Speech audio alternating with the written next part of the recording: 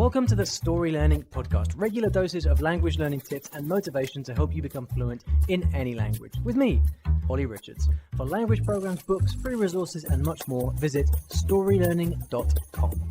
Good morning, everybody, and welcome back to the I Will Teach You a Language podcast. Hope you're having a fantastic week. Greetings from a heavily locked down London. We are in pure COVID crisis land at the moment, and we are completely locked down. The only saving grace is that cafes are still doing takeaway food and coffee, which is good because it means I've been doing a lot of walking recently, and just to stay sane. And it's nice to be able to grab something to eat or grab a coffee to take with me.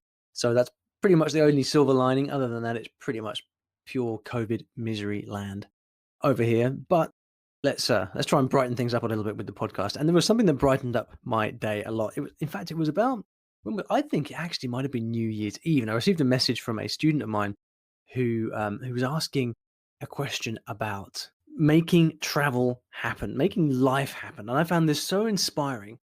Initially, because I'd had a couple of glasses of wine, and I loved this question so much because it really inspired me. So I said to him, right, man, I'm going to organize this big YouTube event where I'm going to get a bunch of people who are into traveling and stuff to come and answer this question for you. And then I completely failed to make it happen. I think it was a combination of the wine and also just getting a little bit too excited about stuff. So anyway, what I said instead was, I'm going to record a podcast episode about it. And this really inspired me because, well, you'll hear the question in a bit, but it really inspired me because in this time, with all these things going on in the world, it's not great, but I think it's really fantastic that people are still dreaming. They're starting to think about what they're going to do with their lives, what they want to do with their lives when things get back to normal, because get back to normal they will. I will personally guarantee it. And hopefully not before too long. And so I think it's super important that we are dreaming, that we're thinking about things we want to do with our lives. And I have a long history of making stuff happen in my life and just picking up and disappearing off into the craziest places. So back when I was 19 years old, one of the first big travel experiences I had was I was living in London. I'd done my first year at university, and I was learning French, and I was kind of really inspired to learn a bit of French. And my girlfriend at the time had also broken up with me and was causing me all kinds of misery. So I actually decided to leave university after a year and go and live in Paris, just randomly like that. And then years later, I did the same thing. I moved to Brazil, and then I moved to Argentina, and then later I moved to Japan. These were things that I wanted to make happen in my life. And I've just always had this philosophy that you've only got one life. So if there's stuff you want to do, let's make sure it happens. And so that's why I found this question so inspiring. I hope you enjoyed last week's episode with some of our plans for the year. We had a fantastic team meeting here at I Will Teach You a Language HQ, which is basically Zoom. Yesterday, when we were bringing our plans together, getting everyone on the same page, we're going to be doing some really cool stuff. I'm also one of the things I'm doing personally is I'm going to start to do a lot more stuff on YouTube, and better than I have done in the past as well. So if you enjoy this podcast, then you should head over to YouTube and search for Olly Richards on YouTube and subscribe to the channel, because I'm going to be putting out some really interesting stuff, and I'm really enjoying being creative on YouTube at the moment. Most of it you're not going to see because most of it hasn't come out yet, but there's going to be some fun stuff coming, and so go and subscribe to that channel if you want to see some of the stuff I've got up my sleeve. A couple of new books are also out. I'm not sure if I have told you about these already, so I'll tell you about them now. The first one is Climate Change in Simple Spanish, and what I've decided to start doing is produce more non-fiction books. I want you guys to be reading as much as possible, but I understand that fiction is not everybody's cup of tea. So this is a new series of books called Topics That Matter, and we've just released our first one on climate change. There's another one coming all about the history of the Second World War. So interesting stuff in simple language, so that you can just start reading and start improving your level by reading content that interests you. The Simple Spanish book is obviously in Spanish. It's all about climate change, but I wanted to say that it's very. I've taken great pains for this to be two things. Firstly, meticulously researched, and we've actually had it reviewed at PhD level for accuracy, and also very apolitical. I think climate change is a big deal, but I'm also not into alarmism. So I wanted this to be very apolitical. And as I was researching it, actually, a lot of people had commented on Amazon on other books about climate change, and they didn't like the fact that they were kind of scaring their kids. They said, so this is a very neutral book. Just kind of presenting the things that you need to know about climate change, and it's in a very fun conversational format as well. It's three people in a cafe sitting talking about climate change. So you might like that book if you're learning Spanish. The second book is it's a continuation of our series of 101 conversations. This time it is in simple Russian. So if you're learning Russian, that is one for you. These books will be added to, you can find them on Amazon if you can be bothered to search for them. Otherwise, they'll be added to the books page on my website, which you can find at iwillteachyoualanguage.com/books. So if you're learning Spanish or Russian, then head along to that page, iwillteachyoualanguage.com/books, and you can pick up a copy. And if you do pick up a copy and you like it, I'd love it if you left a review, because those really, really help as well. All right, then. So today's question comes from Wes, and Wes, I'm so proud of Wes, because Wes was a student of mine. Well, I've known Wes for a long time, actually, but he most recently was learning from my online teaching accelerator course, which is the program where I show you how to earn an income using your English, which, if you're understanding me right now, is something that anyone that you're able to do, and that many people are doing more and more. And it's been a lifesaver for many people during lockdown. And Wes has been, like, the thing I like about Wes is he's really proactive and he makes things happen. And so he took the online teaching accelerator course, and he's now really, really busy teaching online. And in particular, he's it's just so cool, because he set out doing this thinking to himself, right, I want to help people with presentations, and I think was it interview prep or something? I'm not quite sure the extent of it, but he set out and he wanted to teach people these things about presentations, because that was something that he knew he could help people with. And he's gone ahead and carved himself out a niche doing exactly that. And now he's super busy earning money online, teaching people to do that. And it's so cool to see people being so proactive like that. So Wes, if you're listening, congratulations, man. I'm really, really proud of you. And so Wes asked me a follow-up question about big plans for 2021. So I'm going to read this out to you, and then I'll go ahead and answer it. And if you can hear a bit of sniffing, I'm really sorry. I'm coming down with a bit of a cold, but I'll do my best to get through this before I have to stop talking. All right, then. So says Wes, I plan to go to Suzhou in China this past year, which, for those of you who don't know, is right next to Shanghai in the east of China. And the plan now is to head there sometime in late summer or winter 2021, but we'll see how things progress. Online, I teach college students and businessmen and women the following things: job interview preparation and presentations mixed with conversations, mostly for people who work in a team or are in charge of one. My question is, and here's the question: let's say that you were looking for a job in Suzhou within your niche, and by that he means teaching the things that he's currently teaching, interview prep and presentations. But there's no company explicitly looking for what you offer, but you still really want to go to Suzhou. Whether you went with a tourist visa initially and then were able to get a work visa, or however you might do it, how would you go about finding work, or what would your strategy be before traveling to ensure that you'll be able to stay in the country and also do the teaching and the work that you actually want to do? So to summarize, Wes is really enjoying his online teaching. He wants to go to China, but he also doesn't want to, I imagine, reading between the lines, he doesn't want to end up there in a sticky situation with no work and having to leave. So this is exactly the kind of question that I've grappled with all the time over the years, and this is why I like it so much. So Wes, I'll tell you a story. When I first decided that I wanted to go to Japan, I was wondering how best to do it. And in Japan, you have a very similar situation where you've got a choice between either applying for teaching jobs in Japan from abroad and then waiting until you get the job and then going there with the job kind of ready to go. But you also hear about a lot of people who go to Japan on a I don't know, sometimes on a holiday, and then they kind of knock on the door of a language school there and say, hey, are you looking for any teachers? And then they get hired on the spot and they end up staying. They get a visa and they can stay. And I've heard lots of stories of people doing this through lots and lots of different means. So you really can do it any way that you want. But here's how I think about it. When I went to Japan, I did consider to kind of going there and finding a job, but ultimately I decided not to go that route, because I knew that as soon as I went there, as soon as I got there, I would start to be under pressure. I would be restricted to my local area. There's only so many doors you can knock on, and you kind of got to stick to your local area.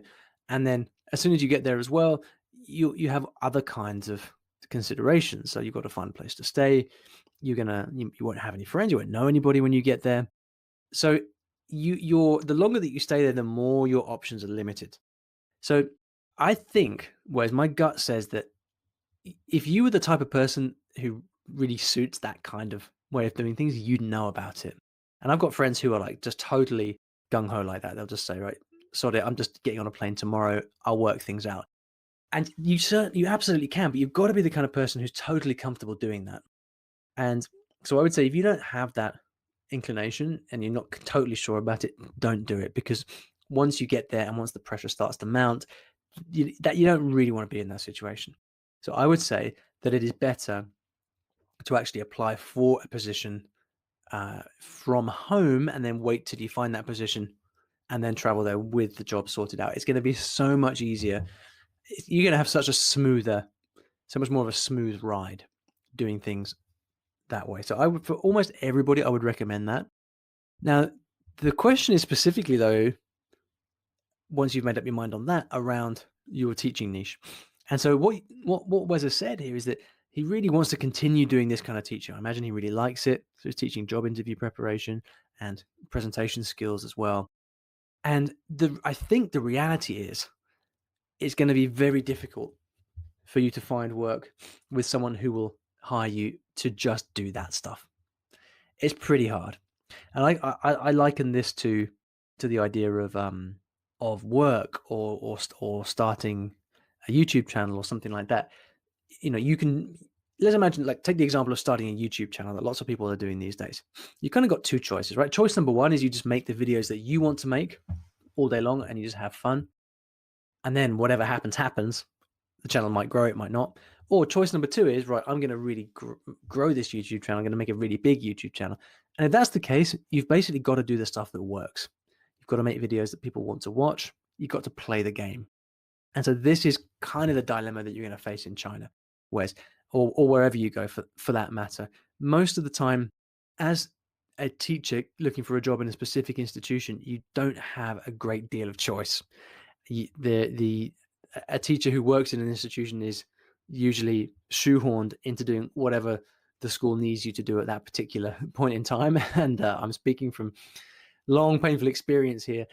And so certainly at the beginning of your career, it is not realistic to expect to want to do exactly the things that the teaching that you want to do. It just doesn't work like that.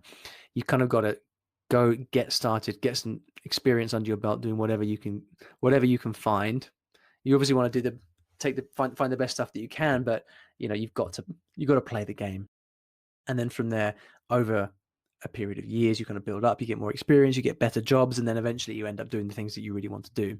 That's the traditional route. But whereas in your case, you've got something else going on, which is that you are now able to earn a living online. Now, I don't know whether you're at the point where now with your online teaching, whether it can support you full time or not.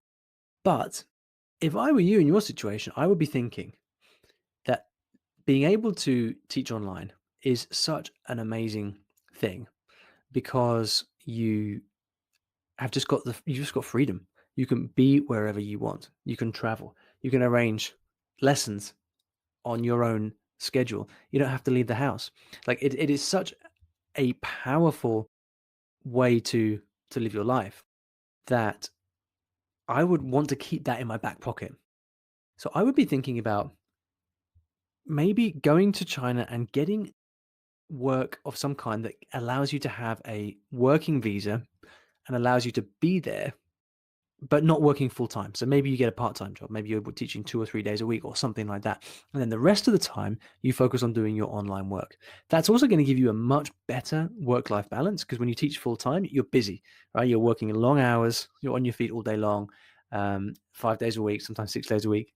And by being able to work part-time and then to also teach online and make the rest of the income you need that way, that is a fantastic combination. So that is how I would be tempted to approach it. Now, it's a different question whether you're going to find someone who's going to give you a visa to remain in China while not working full-time. that's a tricky thing. So maybe you might want to look at an option like, can I get a study visa? Can I go and get a visa from a Chinese language school to allow me to stay whilst also, so I can learn Chinese and study Chinese while also teaching in my free time, so I can pay my way. Sometime maybe you can get a kind of working holiday visa where you can study there, also do a little bit of work, but also teach online, which is going to give you the money that you need to continue living there. So that's the way I think about it. You've got, to a certain extent, you've got to play the game the way it's designed to be played in order to get you a visa so that you can stay. And your first priority needs to be to get that visa. And once you've got that, then you've got options. I know that working inside China online or doing something that's not directly related to your visa can be a great area. And this is not an area of expertise for me. So I definitely encourage you to speak to people who are in China. It might be the case that depending on what visa you're on, you're not allowed to be in China and also work and earn money while being there. I don't know. So you need to look carefully into that. That's a very specific sort of situation. But yeah, hopefully that helps, man. I would, just to summarize it, I'd be looking for a way to get there legally with the right visa, ideally in a way that allows me to not be working too much, and then to continue my online work and to start to build up my teaching that way.